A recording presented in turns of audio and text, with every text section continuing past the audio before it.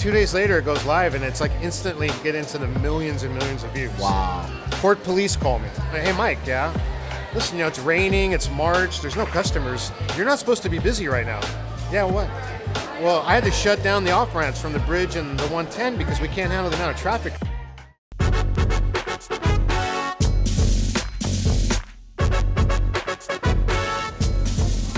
Welcome to Restaurant Influencers presented by Entrepreneur. I am your host, Sean Walchef. This is a Cali BBQ Media production. In life, in the restaurant business, and in the new creator economy, we learn through lessons and stories. We are so grateful to Toast, our primary technology partner at our barbecue restaurants, for giving us the opportunity, for giving us the stage to come here and do really cool stuff like this.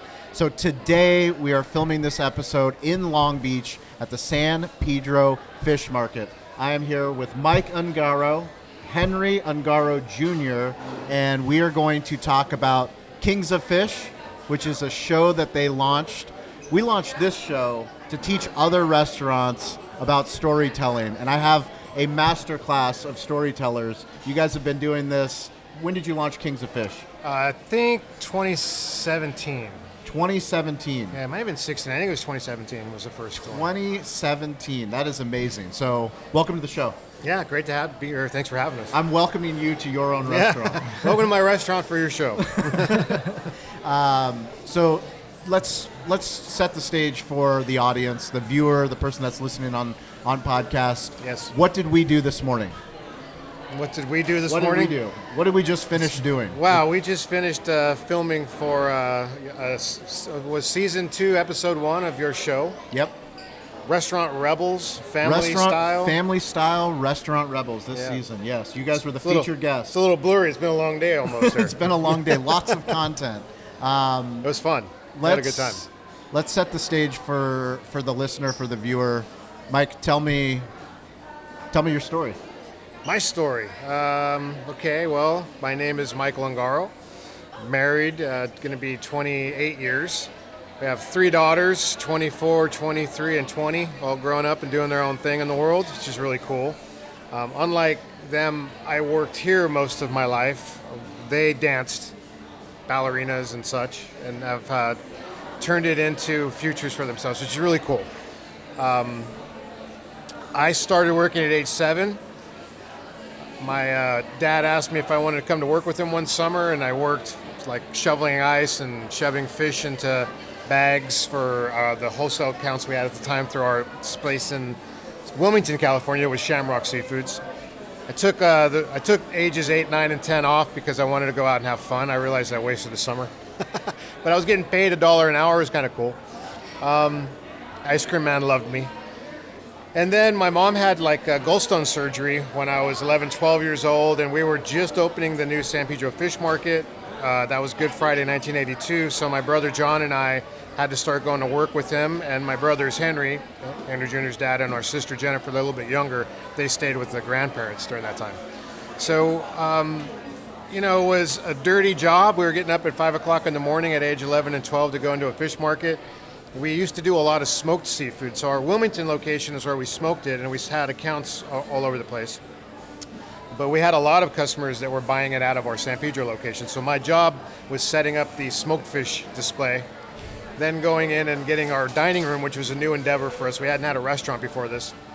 And my aunt, my dad's sister, ran that. So she would have my brother and I go in and wipe down the tables and make sure like all the little whatever was in the creases cleaned out with a toothpick from the booths, set up all the tables with a fork and knife and napkin and set the entire restaurant up to open, which would be like later in the morning. And then we just scaled fish all day until Dad said it was time to go home. Wow. Yeah. And so I did that, and then when I graduated high school, was a pretty good student. Most of my friends, I had some friends that worked with us, but most of my friends didn't work inside of the fish market. They were actually in neighboring areas like Redondo Beach, Torrance, or Hermosa Beach. And they were all going to college. So my dad's like, well, please follow in their footsteps. And by the way, you're graduating high school. You worked since you were, 11, not counting age 7. Take some of that money you saved up and enjoy the summer, because you're going to go to school and going to work the rest of your life. You'll never have free time again. Yeah. So that whole summer I took off and hung out with my friends, and I decided not to go back. And what I did was I went and I worked a bunch of different jobs. I worked in a yogurt store, video rental store. For those of you who don't know, that's how we used to get entertainment in the 80s. You didn't have Netflix back then? No. No It was a video rental combination frozen yogurt store. Ah, nice. Did Smart. that. Yeah, I did that. And then I had a couple, actually, I think one of the life changers for me, actually, I forgot about this. One of my family members is like, there's a grocery store called Hughes Markets, and they're opening in their seafood department. And it's a union job. And I was in school. I was in like my first year of a community college. Because I'm like, why am I going to college? Like, I don't want to go learn any more English. I don't want to learn math. I don't know why I'm going to school. So I took this job working in the meat section, the seafood section of this grocery store chain. And the people I worked with were really not happy. So I was kind of scared. Like, if I quit college, I might not go back. So I'm going to take geology and geography, which are essentially the same in my mind. Keep my foot in school, but try this full-time job thing. Yep. And I worked in the seafood department, realizing I really didn't know as much about seafood as I thought I did, or as they thought I did. And then the people weren't happy. They were complaining about their wives and their lives, and they'd just go home and drink and come home back to work. And I was like, man, this is miserable. Like, I don't want this future. And then the interesting part was they left me alone on Good Friday, and I didn't know what I was doing. And I'd never seen this before or since, but they had frozen shrimp in a can. So I had these people come in, I need shrimp, it's Good Friday, and I couldn't get the shrimp out because it was frozen. So I tried to reach in with my hand, and I sliced the little skin here back, right? And I'm like, ah. So they sent me home, and I knew nothing about workers' comp. They didn't have me sign a release. Of course not. So I went to get, my dad's like, you need stitches. So I went to get stitches, and it was this whole thing, and they were like, you could have sued us, we have to sign here. And I'm like, I have no idea what you're talking about, but I don't know why I'm here. Yeah. A friend of mine calls me, one of my oldest friends, and I hadn't seen him for a while because we kind of split up in high school, different high schools. And I ran into him, he goes, hey, you want a job at a bank? I work at a bank. I go, doing what? Because, well, I got my buddy, my neighbor a job there, but, he killed his girlfriend, so he's in jail now, so there's this opening. And I'm like, okay, that sounds terrible. And he goes, but I think I can get you the job. So I walked in there with the stitches, right, all bandaged up. And there's my grandfather in the lobby of the bank with his best friend, Freddie. Well, we called him Freddie the Hat, but I found out later his name was really Freddie the Leg Breaker. And I didn't realize my grandfather was a bookie at this time. And so they met every day for lunch in this bank. I don't know why. And then they would go out. And I think Freddie had, he had accounts there, and then he was probably loan sharking money. I really don't know, dude. But they're like, why are you dressed in a tie and a sweater? What's wrong with you? Why aren't you at the fish market working? He goes, I know, I want to try something different. They walked me over to the bank teller. Yeah. I'm sorry, the bank manager. And she looks at me and she looks at them and she goes, I guess you're hired. Really? And they go, what happened to your last boss? What's with the stitches? Yeah. I just want to try something different. So I got the job, and it was like at the time, so it's like 1989 maybe. The minimum amount of time you could work was, so they paid $10 an hour basically for less than 20 hours a week. Yep. At the time, it was a lot. And so I ended up doing that, and I went back to college. I went back, actually got into USC, and I graduated USC there, and then I worked in banking, I worked in insurance, and I ultimately came back here. It's amazing. Yeah, a few failures in between that, but those failures actually gave me knowledge that I was able to come back into the business and help lead us into a different direction, which made all the difference in the world. Give us an idea of size and scope of where you guys are now in 2024. As far as how many employees do you have, how many locations? Right now we have 3 locations, and one of them is a temporary location. There's a total of 240 employees, but a year ago we had 400. Wow. Yeah, we had 400 before that, and in our peak at the end of 2022, we produced a little over $30 million in gross sales, I think, and our main location has served almost 2 million customers. It's insane. It was 50. Those locations in San Pedro were on 55,000 square feet with 3,000 seats. And then we have the one we're in here today, which is in Long Beach, smaller. I think it's 480. We have another one in Wilmington. It's got about 200 to 500 depending on how you program it. And it's also our commissary storage, and that's also a 55,000 square foot piece of land. But it's a small portion of it is a restaurant. It's mostly storage. And then we had 2 grill concepts that we were testing out, which were kind of a fast casual concept of what we did here, but it just didn't really work out. And then COVID happened right after we opened them, and we just couldn't dig out of that. But what we noticed and what we realized is people are going in there and they want to spend less than $10. And to do that, we'd have to cut the quality on the seafood, and we just couldn't see how to stay on brand to do that, so we ultimately let those go. So I'd love to set the stage. Henry, you and I met in 2022.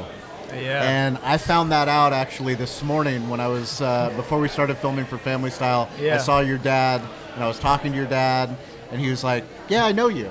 I'm like, well, yeah, From obviously, where? you know, we were on a pre-show call. Yeah. It's like, no, I know you from before. I'm like, what are you talking about?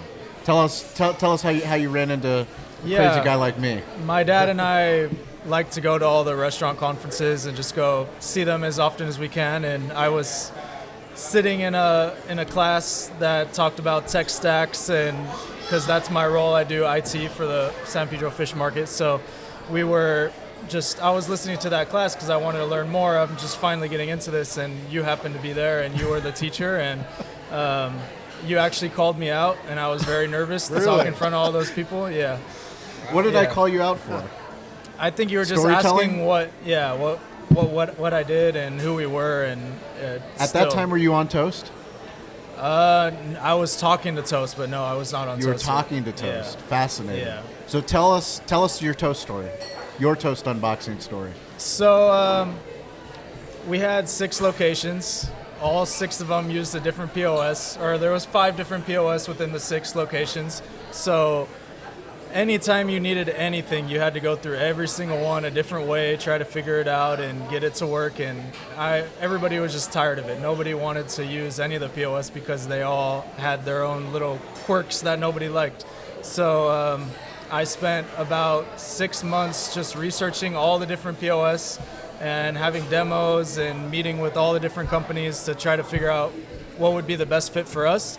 And I ended up, I think it was at that show, you were kind of the final push, other than visiting it. Did you hear here that, at Toast? Yeah, it was all Sean. There you go.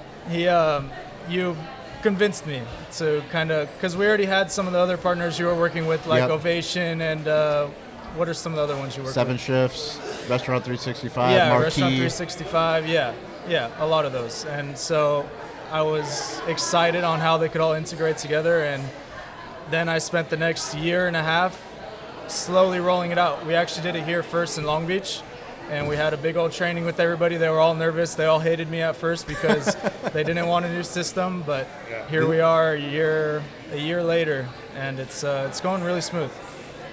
Tell me about online ordering. Online ordering. Once COVID hit, we realized we needed to meet the customers somewhere else because they could be in quarantine or wherever. We didn't have room for them to come sit and eat with us. So we signed up for all the third parties, Grubhub, DoorDash, Uber Eats, Postmates at the time, all of them. And it worked pretty great. We were selling our $20 shrimp tray, and that was a steal for everybody. So we were doing pretty good in the beginning. Once we opened up our doors again and it was starting to get busy, we realized that guests were avoiding the line by ordering on DoorDash. Then they would come in the restaurant to pick up their food and then steal a table. They'd go right through the line. Yeah. Forgot about that. Yeah, so we ended up shutting it down on the weekends most of the time Yeah. when it was busy, but now we use Toast online ordering that integrates with all of them, so we don't have to actually make changes on 5 different platforms, which is really nice. We used Olo originally, Yep. yeah, but once we switched to Toast, we had some issues with Olo over the years, but I like Toast online ordering a lot. Nice. Yeah. So, Mike, we created a show with Entrepreneur, with Toast as our sponsor. We teach anyone that listens, anyone that watches, how important it is to tell your own story. Yeah. You know, that's the heart of who we are, Cali Barbecue, is that no one came to tell our story. And I was waiting. I was like, if we do phenomenal barbecue, Yeah. if we take care of the community, if we, do this great job building a business, if you build it, they will come.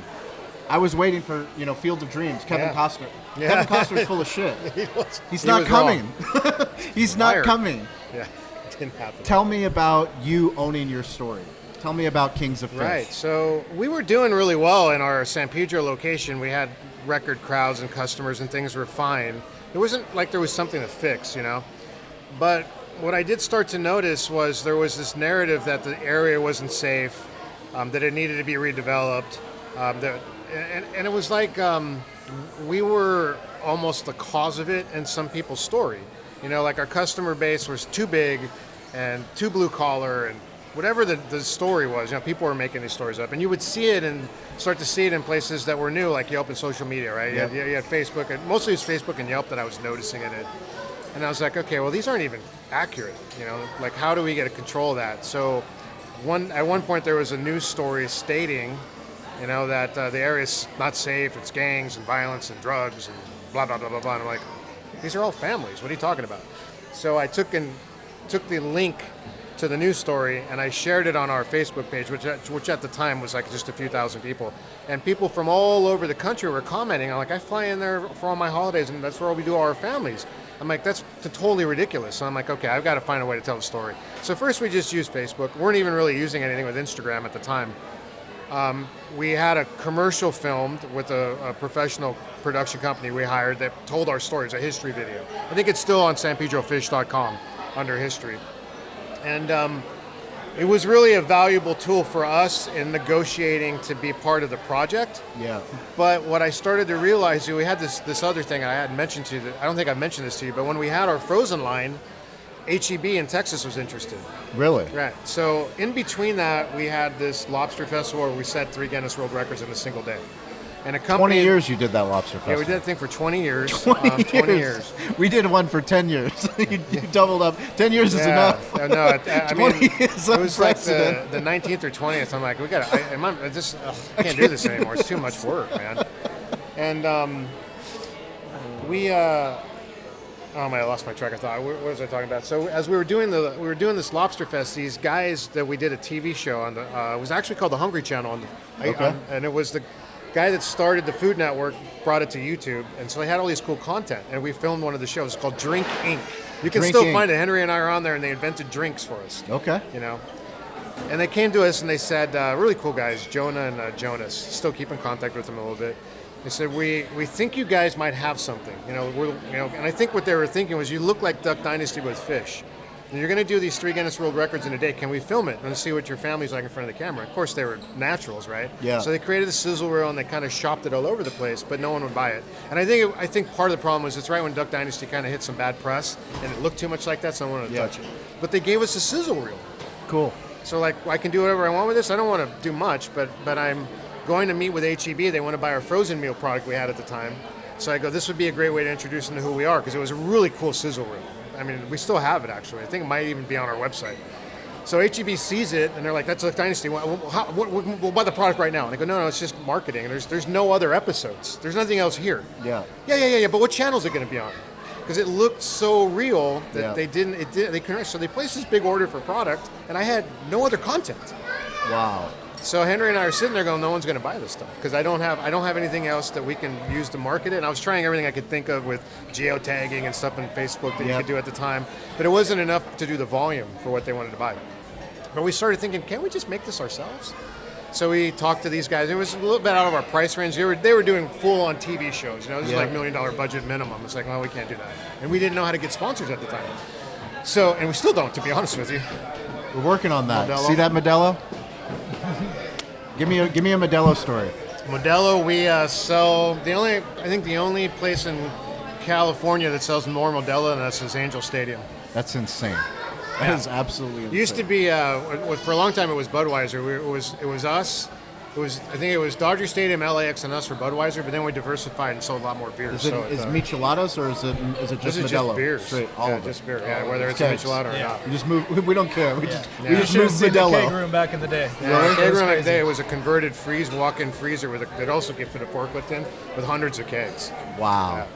So anyways, we decided let's try to make the product on our own, and we created Kings of Fish with a different company. We teamed up with them, and we made 4 episodes that were like basically 45 minutes each. The first season, where Tommy's quitting, I think, right? It's in there. Tommy quits the first season. Yeah, the first season. Breaking news: we filmed Family Style today. Tommy's in the episode, so don't he's get still- thrown off in season 1 of Kings of Fish. He's not retiring. He's never retiring. And so like we filmed this and we like, this is really cool. We own it. What are we going to do with it? Well, we really didn't know how to make YouTube work. Yeah. Like every time we tried, we've never had success with YouTube, but our Facebook page was growing. Yeah. And then right before we were going to put it out, Instagram lists our top 10 most Instagram restaurants in the country. Yeah. And we're number 5. Wow. Without trying. Wow. Because we weren't. It was all geotagged. It was Yep. customers.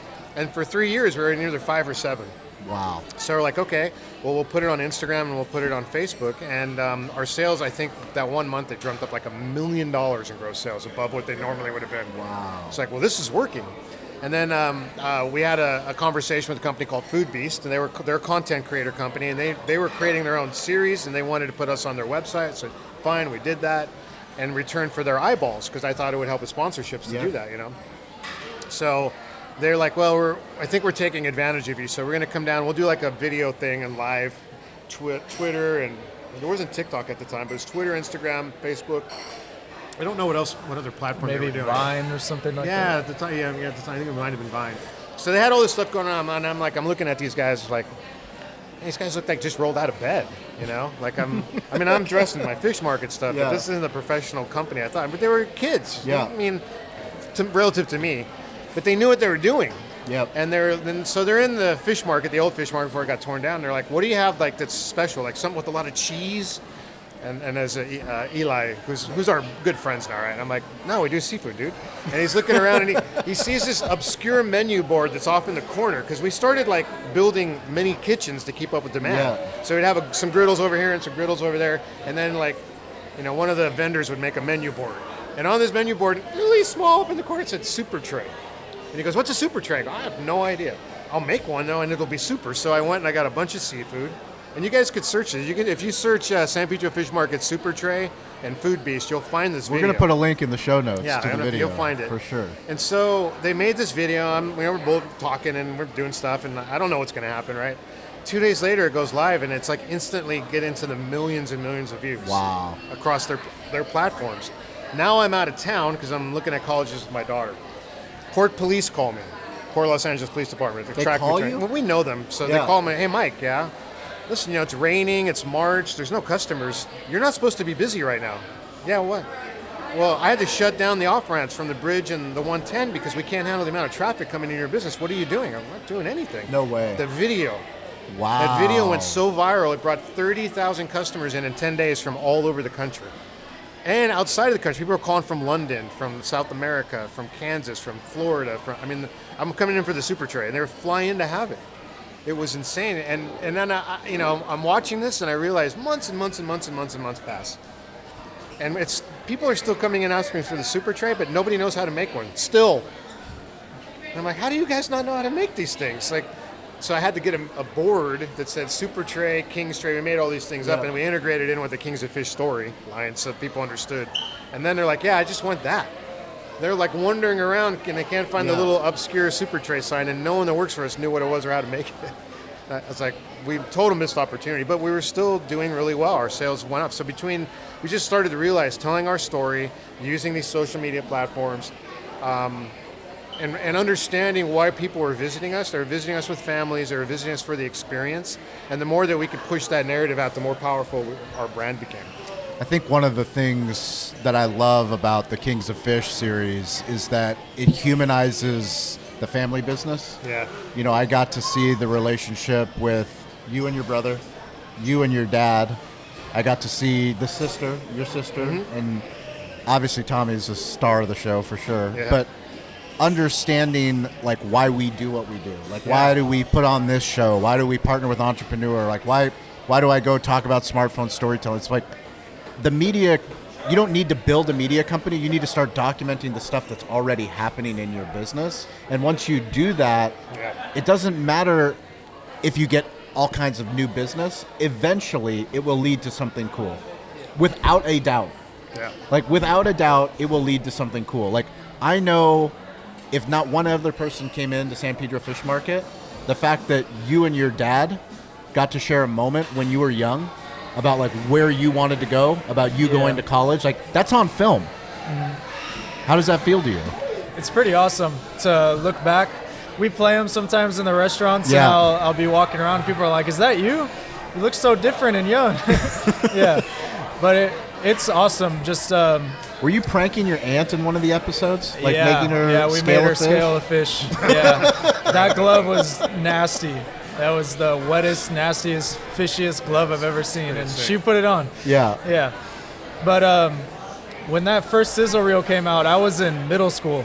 And Really? I remember being so excited. I was showing it to all my friends. Everybody's going crazy, like, "Oh my God, you're gonna be famous!" And we're not that famous. we know some people, but it's just awesome to see it all and go back. And it's all, like you said, documented history of how the family's run and the business and everything and where it's come. It's just really awesome. Tell me about the people, your friends specifically, your age group, when they saw the stuff. Because you have friends that are in business that saw what you're doing and go, what? Like even your brother in the episodes is like giving you shit. Like, oh, you're Mr. Computer. Yeah. What are you doing? What are you just on your phone? The same. Yeah. It resonated really well with me because, you know, in my business business partner Eric, he's always like, you know, what are you doing? I'm like, I'm on the internet. Yeah. You're playing on the computer. I'm playing on the computer. Yeah. This is not a Trust game. me, we're it's doing a business tool. No, it's not a game. But it was the same thing we've talked about with the older school, kind of like traditional restaurants are still pen and paper in a lot of cases. Yep. They don't understand the power of having the access to information and technology and talking to people. You know, like there were assumptions get made. I talked to a customer, so everyone must be this way. Yeah. We can ask. We can actually do a poll, and then you're like, wow, I was way off. Yeah. That is not what people were looking for. I think one of the things that I was going to mention too, people connect with those stories like you did. Yeah. Like a couple of weeks ago, this couple came in somewhere like on the northeastern side of the country on the Canadian border. It was Maine, I guess. They came in and booked a cruise out of San Pedro only because they saw Kings of Fish and wanted to come to the restaurant. They saw Tommy, talked to him, he took care of him, and they put him in his car and gave him a tour around Pedro, which is dangerous, by the way. I don't recommend it. But he gave him a tour all over town, all the history of the city and the fishing history and stuff. And like, who gets an experience like that, you know? Correct. And you get a lot of that. Like there was a guy that Daniel, who I think we met today. Daniel's like, you know, he's at the door. He's amazing. He was filming somebody that came in from the United Kingdom a couple days ago, and he had like an Incredible Hulk shirt on, and he was talking about, I saw you on and it wasn't art. I don't know that he saw Kings of Fish. He saw Mark Wines, I think it was, like his YouTube page, which they came down and did a full thing on their own, and had like millions of followers that are millions of views to it. So this stuff is like it snowballs, right? It cascades into places you don't expect, but you could take advantage of it. As far as my friends, occasionally they're in the show, but for the most part they're just like, you know, okay, Mr. Famous, whatever, you know, they basically just giving you a hard time. It's all ball busting on my group of friends. I have a whole text thread that's just, you know, you have to take some intestinal fortitude to even read the texts. But on the business side, I have a lot of friends in business that looked at what we were doing and saw the potential. They saw the brand equity building. Yeah, you're building a brand. This isn't a restaurant anymore. And you're telling stories, and we were studying like the form of what a story is, like the elements of the exposition and conflict resolution, rising action, denouement. So I understood how we could utilize all that in business. Yep. And these guys saw it and been really helpful. You know, guys and gals are just like my network. But you really need the help. You can't do it on your own effectively. You need all the help you can get. Henry, you talked about trade shows. Continuing education. One of the pillars that we believe in this show is stay curious, get involved, ask for help. I think one of the hardest lessons that I've learned that I still struggle with is asking for help. But like going to trade shows and seeing, I mean, that's why we love doing this content, because whoever listens to this, chances are they might be running a better restaurant than what we do. They could run a better media business than we do. Yeah. And just because we're all on the same wavelength, it's like, oh, cool, let's share notes. Like, let's figure out, how do you do it? Or how are you implementing that technology? Tell me a little bit about your process. I still have a hard time asking for help, I'd say. Yeah. Just because I'm the only one in the company who is really involved in the tech and took the time to actually learn it and take it to the next level. But like you said, I enjoy going to all those shows, and because everybody there obviously knows more than me. So I like to sit in all those classes. I watch as many videos as I can online. YouTube University is always a good place to go learn some stuff. Now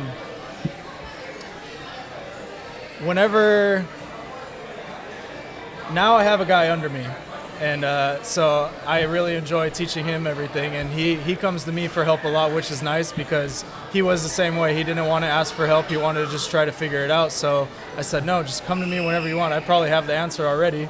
Or if I don't, I'm going to ask somebody else at one of these companies that does. So it's just, and I know you've always been pushing on education forever and ever and ever. Yeah. And we've done Aji classes and Macklin and now EOS and everything. And Right.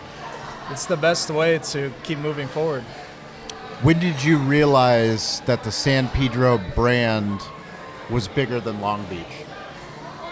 I mean, bigger than San Pedro or bigger than the city we're in? Bigger than the Yeah, exactly. so yeah, I got you. Sorry, I just want to make sure. So when did I realize it's bigger than actually our hometown? Was when I think the social media thing is when it showed up. Yeah. Actually, there's before that. I'll take that back. All of us have a story of traveling somewhere far away and seeing a fish market shirt. Seeing a fish market Yeah, shirt, like that's cool. I mean, Tommy has been all over the world. He's been to Europe, and people are San Pedro fish market shirt. That's cool. I was I've traveled to Europe, and after college, same thing. I went down to Mexico to visit with a couple of our employees to see where they were from and go fishing and stuff. Fish market shirts. Yep. It's insane. Or if you're wearing it, people recognize it and come up to you and go, "Are you work at the fish market? Is that still there in San Pedro?" My wife works part-time at a new crate and barrel outlet store by our house, a little side gig for her. I think she had her shirt on. Her like, do you know that place? Oh my God! She goes, yeah. There's one in Long Beach that's right down the street. No, I didn't know we had another one in Long Beach. I thought San Pedro was closed. So she's marketing for us at Crate and Barrel. Couches and shrimp trays. But it's beyond Southern California. I mean, now you Way have beyond, other yeah. now you have other port districts that have heard your story. Yes. And not only have they heard your story, but then when you bring the business side to it, Yeah. you're like, oh, actually, by the way, and to your point, you said that you go to the trade shows and they all know more than you. I would argue that the more that you go and the more that you speak up, the more that you teach the tech companies. Because as much as they know about tech, they don't know how to run a restaurant like this. They don't know how to run a fish market the way that you guys do. They don't know how to serve 3,000 people. So, the more that you can educate them, the better the technology that they can build. That's great. Yeah. I think also, as we were telling stories and building the brand, Yeah. so we realized we have fans kind of scattered around because it's been 6 decades. Yep. But as we started telling the story more, and we had ways to track it and see through our credit card data, through social media data, we could see we had a 100-mile radius before it dropped off. Then we kind of zoomed out, and you have these big clusters in Las Vegas and Phoenix and San Diego and Bakersfield and all of the Bay Area, that were, as you start to talk to these people, you realize we're a day trip for them. It's like a 10-hour round trip, but just to have our food and go back. So I think the brand's growing. We're seeing this happen. And then when do you think people will see this date-wise? Date-wise, Yeah. whenever we want. Okay. When you own your own media, you can, Got it. we can publish when we want. I'll be careful with what I'm going to say next. We have been in a public conversation for a long time with the city of Monterey for a location on their wharf. This is breaking news. Yeah, this so is breaking whenever news. this is available, this will be public knowledge. May 7th is a city council meeting where they'll agree to terms that we've agreed to with them. But Amazing. there's a very good chance they're going to agree to all these terms, and we're going to have a new location there. And I think what's really significant about that, Huge. It's 6 to 7 hours away. Our goal was really to stay within 2 hours, but the city of Monterey was so enthusiastic to have our brand on their wharf, Yep. which is a historic wharf. It's been around a long time. I went to talk to the city council there about a year and a half ago, and they were like, we want you to understand how important our wharf is. We don't want it changed. And I go, listen, I grew up in an area that everything just got torn down. It's being rebuilt. And I walked on your wharf, and it was like going back to my childhood. It felt like I was back in San Pedro back in the 80s and even 90s. I would never do anything to change that. Yeah. It sucks. I mean, I understand sometimes it has to happen, but I would never be the catalyst to it. Yeah. And so, partly because of that and a few other things we talked about, they called us that night and awarded the bid to us. Wow. Now, we've been working out terms with them for a long time, and I think we finally, I know I signed my side of the term sheet Yeah. a couple days ago. So Amazing. I don't think I think we'll be fine, but we won't know until May 7th. That's In incredible. worst case, they counter and we will go back to the table. But at some point, I think we'll be a San Pedro Fish Mart in Monterey Wharf.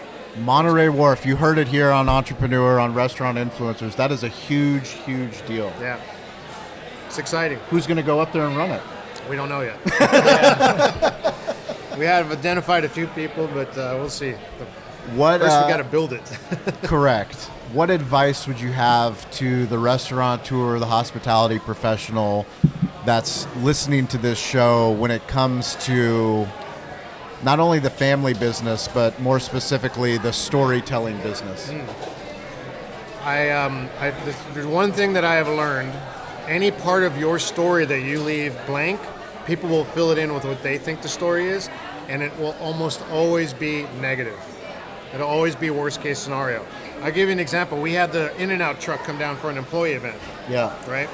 This was before the eviction. And but things were still a little tight because we were coming out of COVID, and there was a lot of rumors and stories going around about our future. So you know what? It's time for an employee event. All ownership will all address and answer questions. We'll bring the In-N-Out truck. That's awesome. People thought they were getting fired. They had made up this story that we were feeding them as a final supper. And I wasn't mad about it, but Henry, your dad was a little bit upset. Like, what the hell? You know how expensive this truck was. But it was a chance to talk and go, listen, we have an open door policy. Yeah. You don't have to make up stories and rumors. You could reach out to any of us. I got an email, I got an address, I got an office. Text me, call me, whatever it is. There's no reason to assume the worst. Our core values, family, passion, and leadership. Family, it's a big one. Huge. And so as we had to go through, that's why we keep thinking, is family the right core value? And I go, I don't know how it's not, It's so important to who we are. So, does that answer your question? It or does. Do we get off the No, it subject does. there? Yeah, Absolutely. it's like, you got to control your story because even internally and externally. Now, on the external side, there is all kinds of stories even to this day that I'm just finding out about that we are difficult to deal with. That we do all these things, and I don't know who made these stories up. Like, we've had the same vendors forever. We fight them off with the stick, but we take care of them all. Yeah. When we built this place, we dealt with a lot of problems, but we made friends with everybody and got it done. But if you're not in there telling that story, it's easy to become the scapegoat because of your size. You watch Yellowstone?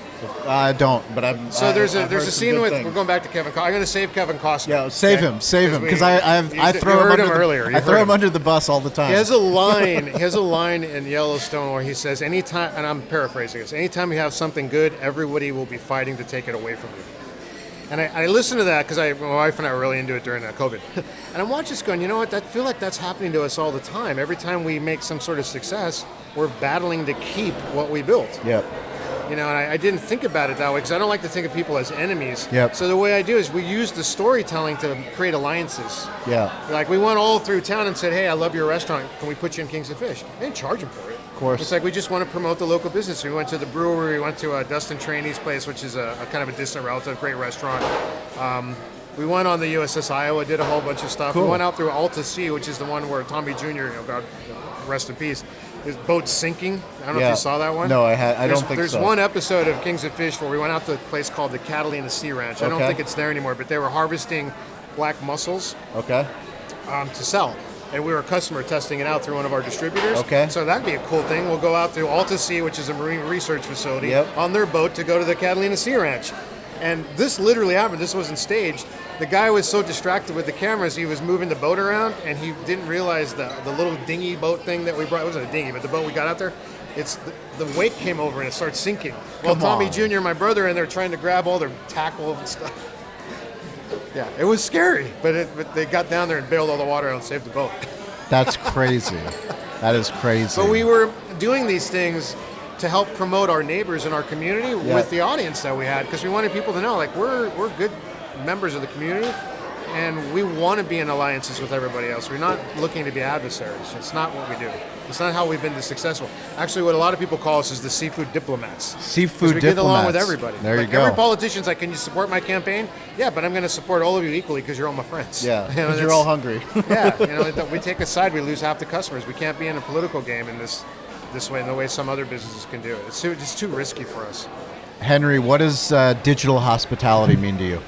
Digital hospitality means making the experience as easy and seamless as possible for the guest online. So whether that's ordering at the table at our landing location or just going through our website.